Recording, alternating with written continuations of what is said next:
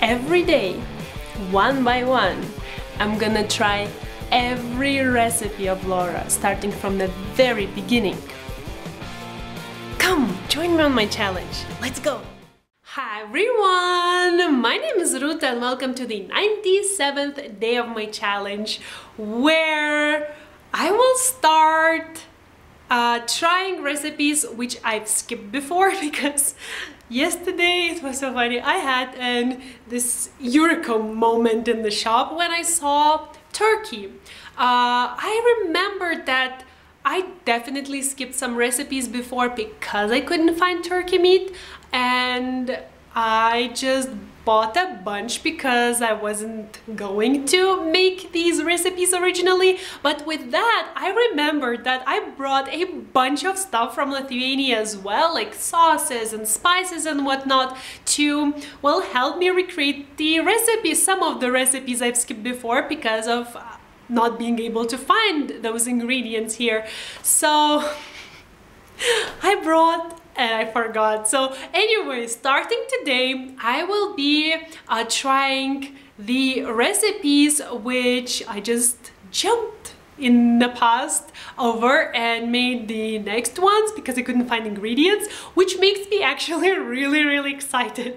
So if I look a little bit jumpy, it's because I'm really excited. So before we get into the ingredients of Italian meatloaf I'm gonna try, and just let's take a second. Do you feel fancy when you're planning to make something like that? Because we don't usually cook such meals. Well, actually, I think I could count on my one hand fingers how many times we, well, in my family cooked some sort of meatloaf. And those were some special times. So I don't know about you, but for me, this is a big deal. I'm having this kind of like a big chef moment here.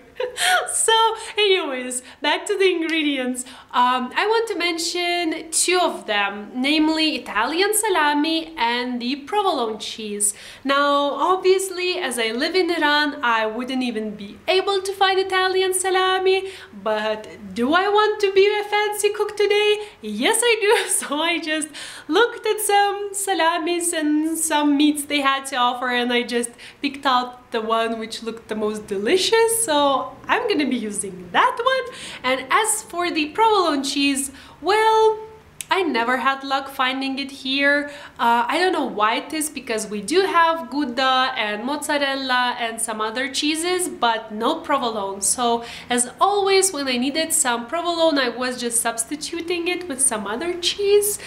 So that's also what I'm gonna do today, because I do want to make this meatloaf. So now let's go over the ingredients and let's get started. We're gonna need 700 grams of ground turkey, 1 small onion, finely chopped, 2 cloves of garlic, minced, 2 tablespoons of olive oil, divided into 1 and 1 tablespoon, 9 grams of parsley, chopped, 1 raw egg, 50 grams of plain breadcrumbs, 2 tablespoons of whole milk, 100 grams of Italian salami, or whatever this one is, finely chopped, 70 grams of sharp provolone or some other cheese, finely diced, 20 grams of Parmesan, 4 hard-boiled eggs, peeled, and salt and pepper.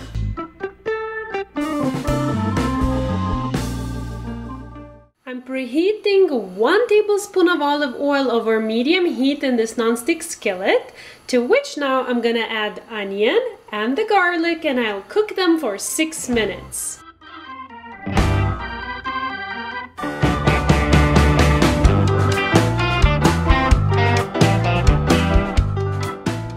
I've just removed them to a plate so that they would cool down a little bit, and now I turned on my oven to preheat to 180 degrees, and now I will line my baking sheet with some parchment paper and drizzle some olive oil on top so that the meatloaf wouldn't stick.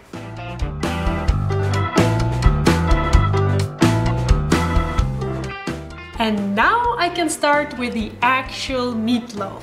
I have almost all of the ingredients right here, minus the meat itself, because I don't want to overwork it, otherwise it will become tough, as I learned today. So I will leave the onion and garlic for the very end so that it has a little bit more time to cool down. So I'll take the salami, parsley, parmesan, breadcrumbs, milk, raw egg, the remaining 1 tablespoon of olive oil. I'll season everything with salt and pepper and just mix until everything is combined.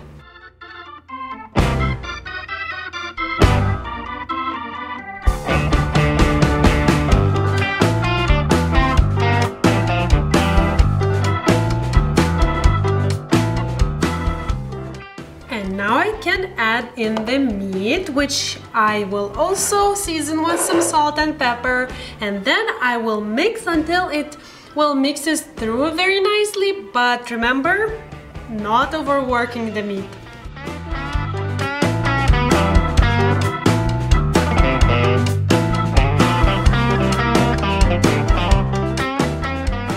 It's good I have one clean hand, because now I will bring the baking sheet and I will dump this meat on top of it and flatten it out, getting rid of air bubbles if there are any.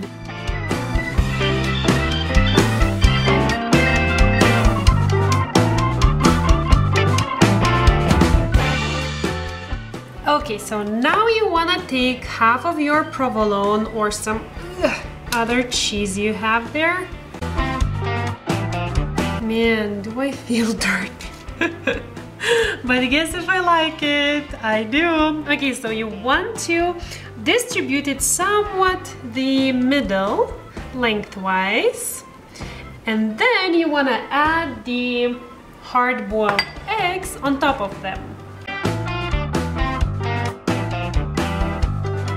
Okay, and then take the rest of the provolone, or just the cheese, and put it just around the eggs. Okay, and now it will be the most interesting part, because I have to carefully collect and kind of shape it into a loaf.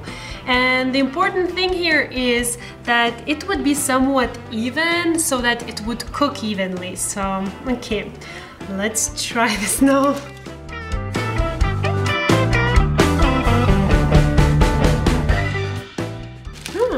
It's actually easier than I expected. And then you really want to take time and seal it very well so that it wouldn't open and all the cheese wouldn't just, you know, melt out.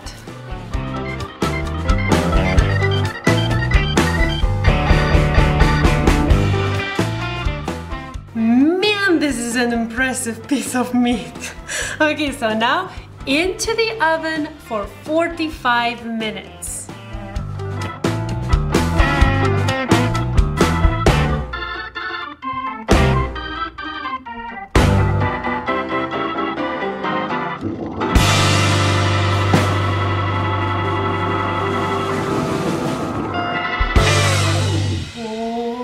I'm so excited to try this, because first, it looks amazing. Like, come on, tell me you wouldn't be impressed if someone served you at home something like that.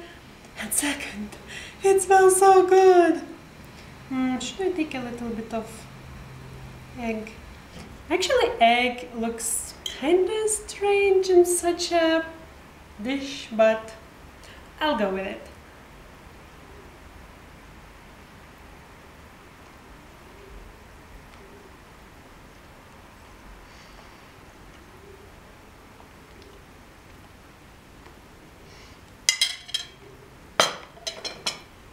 It's how Laura sometimes likes to say, that's it, I quit. Or, that was close enough. This is like, for me, over the top fancy. Just with some potatoes, some salad, and this will feed so much. I think the original recipe says 4 people, but I think we'll eat like for 4 days with my husband for dinner because it's such a huge piece of meat, and with some greens and potatoes or rice or whatever, that will really be so filling. Now, as for my salami, I don't think I will use it anymore because it's like a simple kind of well, meat, and I feel like I kind of reduced the specialness of this meatloaf with that. But other than that, this is super flavorful, like every dish I tried of Laura's. And even though the egg is a little bit strange, well, I mean like unusual maybe, but it's really tasty. So I really hope that this was fun and helpful. If you want, go check the original recipe by Laura there. The written one of this fanciness will be down in the description box below. And that's it. Thank you so much for watching, and I'll see you in a day. Bye.